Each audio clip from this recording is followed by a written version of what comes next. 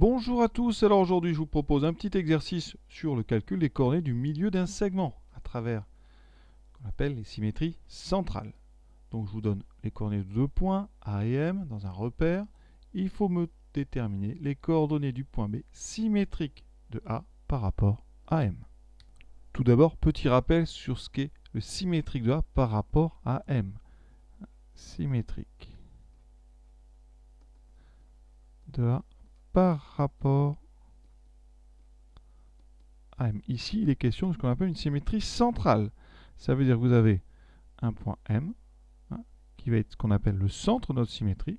On a un point, et le point va avoir pour image par cette symétrie un point ici qui sera le point B, tel que M est le milieu de AB. Donc une symétrie centrale, donc une symétrie par rapport à un point ici M qui est le centre. C'est donc une transformation qui à chaque point du plan associe son image construite de façon à ce que le centre M soit toujours le milieu entre un point et son image. Donc là j'ai l'image de A. Si j'avais pris ici un autre point, c'est pour avoir son image, et bien je trace la droite qui passe par le centre et je place le point ici de l'autre côté de façon à ce que M soit le milieu entre le point C et son image C'. Donc c'est pour ça que cet exercice est un exercice sur le milieu. On sait donc que M est le milieu de AB et on va s'en servir. Alors, deux méthodes. Tout d'abord, une méthode intuitive. Alors, la méthode intuitive, on fait une petite figure pour bien l'expliquer. Donc, le point A de coordonnées moins 3, moins 1. Donc, le point A est ici. M est de coordonnées donc 1, moins 1,5. Donc, ici. Et donc, le point B, où est-ce qu'on va le trouver là? Eh bien, vous allez le trouver donc sur la droite AM, de façon à ce que M soit au milieu. Et donc, si vous voulez construire, logiquement, vous regardez comment va-t-on de A à M. On a un déplacement, vous voyez, de 4 unités vers la droite, et on descend d'une demi-unité. Donc on a 4, 1 demi. Donc je vais reproduire ça partant de M. Donc 4 ici, 1 demi. Et vous voyez que je vais arriver ici. Alors, ce raisonnement intuitif graphique, on va le faire par le calcul. Il traduit quoi? Et ça sera la première méthode que je vous proposerai.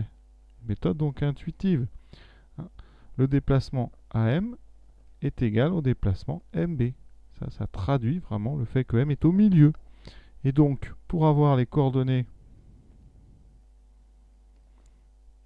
de B, eh bien, il suffit de rajouter donc à celle de M les coordonnées du déplacement, les coordonnées donc du déplacement AM, qui est égal au déplacement MB. D'accord? Donc on part de M et on reproduit le même déplacement que celui qui va de AM. Donc ça revient à calculer les coordonnées de AM. Donc je vais le faire. A c'est moins 3, moins 1. M c'est 1, moins 1,5. Mon vecteur AM, donc coordonnées de M moins coordonnées de A, on va doucement. Ça fait 1 moins, moins 3 et moins 1,5 moins, moins 1. Toujours aller très doucement dans les calculs des coordonnées. Une erreur est vite arrivée. Donc ça fait 1 plus 3. 4, on retrouve mon 4 unités vers la droite, moins 1,5 plus 1, qui fait moins 0,5, donc ma demi-unité vers le bas. D'accord? Et une fois qu'on a ça, les coordonnées de B, ça sera donc xm, donc le centre, plus l'abscisse, donc ici, de mon vecteur. Et pareil pour les y, je pars de M et je rajoute un déplacement à M. Donc B aura pour coordonnées, donc je pars de M, donc 1 plus 4, ça fera 5. Et je pars donc de M moins 1,5, je descends encore. Et donc les coordonnées de B, alors on les écrit plutôt en horizontal en général, les coordonnées des points. Et on écrira B pour coordonnées 5 et moins 2. D'accord? Vous voyez là, c'est très intuitif. C'est vraiment une utilisation des vecteurs de façon astucieuse et qui explique bien ce déplacement identique qui mène A au point M et qui est le même que le déplacement qui mène M au point B. Deuxième méthode, par le calcul de coordonnées et la formule du milieu que j'ai répétée en bas, qui est la somme des coordonnées des deux points divisées par 2. Et bien dans cette méthode, on fait comme si on connaissait les coordonnées du point B. Donc je vais les recopier. A, c'est moins 3, moins 1. B, c'est donc XB, YB. Je fais comme si je les connaissais. Mon point M, c'est 1 moins 1,5. Donc je sais, puisque M est le milieu de AB, que XM, c'est forcément XA plus XB sur 2. Ça, c'est la formule qui permet de calculer les coordonnées d'un milieu. Et en même temps, je sais pareil que YM, c'est YA plus YB sur 2. Je remplace maintenant par les valeurs que je connais. Donc, XA plus XB, alors ça donne quoi?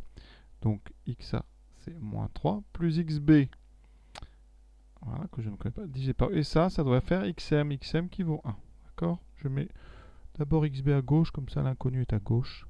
Ensuite, pareil, YA, c'est donc moins 1, plus YB que je ne connais pas sur 2, doit faire l'ordonnée du point M qui est moins 1,5. Et j'ai un petit système à résoudre. Vous avez 1 sur 2, donc je vais tout multiplier par 2.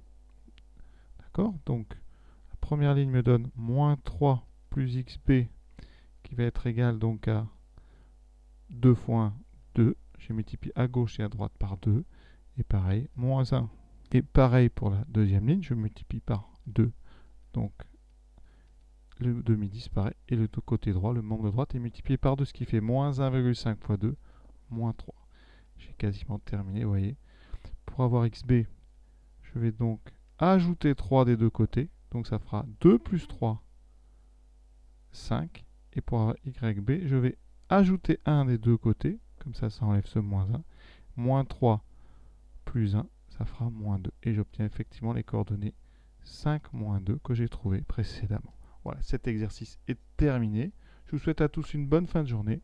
N'hésitez pas évidemment à partager ou à commenter. Et à bientôt.